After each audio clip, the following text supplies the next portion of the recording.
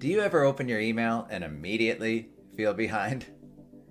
Not because you don't know what to do, but because there's just too much sitting there. If we don't get things out of our inbox, it quietly becomes everyone else's to-do list for us.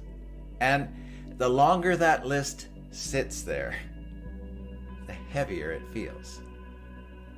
Here's something I've noticed over the years. How we do one thing is typically how we do everything. And so if you have a habit of letting email sit in your inbox, there's a very good chance you also keep a lot of things sitting in your head too. Most people use their inbox a little too much like a to-do list. They leave their emails sitting there as a reminder to deal with them later. Well, that only works if you only have a few and nothing new shows up. You see all of these emails, and then you try to remember, like, what does each email mean?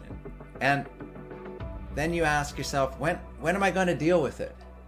And that's where all of the stress comes from. Your brain just isn't built to hold all of this.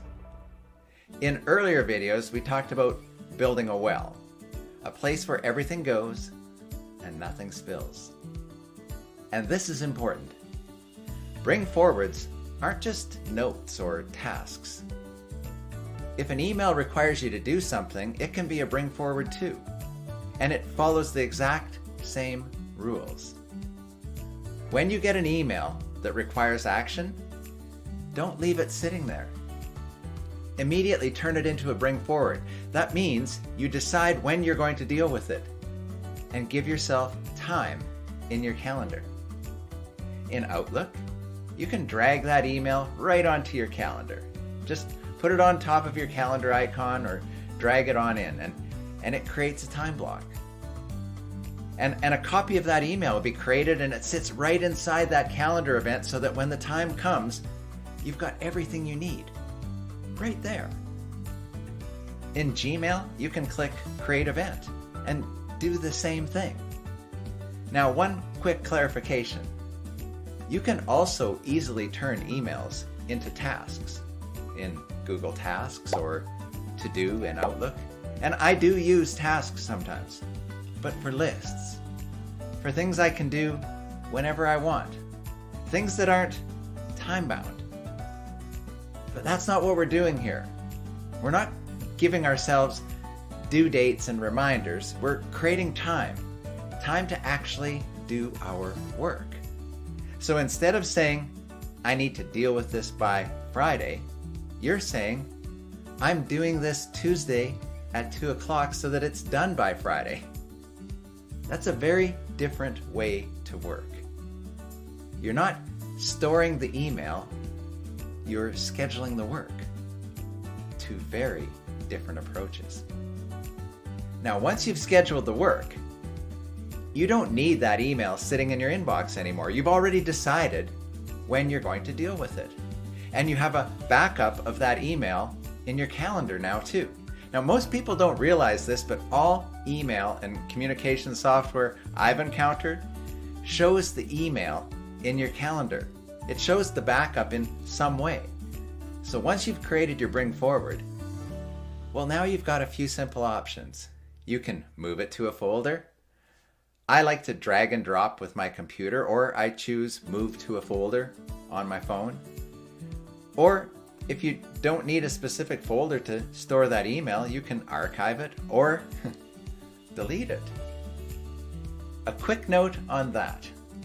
Delete usually means it's gone for good. Archive means it's out of your inbox, but still searchable later.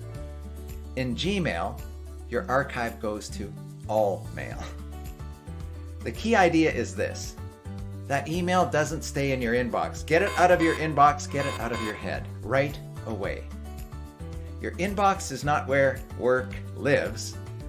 Like your mind, it's not meant for storage. Try to think of it as where work arrives. Your calendar, that's where work is stored. and it actually happens. Once it's in your calendar, you don't have to think about it anymore. You don't have to scan your inbox. You don't have to wonder, am I missing something? The system brings it all back at exactly the right time. Leaving it in your inbox isn't a system. It's a hope. Now, if this feels like a better way to work, I've put together the first 4 chapters of my book, and you can grab those free chapters below. In Bring It Forward, I walk through this system step by step. In my next video, I'm going to show you how Bring Forwards and time blocking also works with ideas, because those are even messier and so much easier to lose than an email.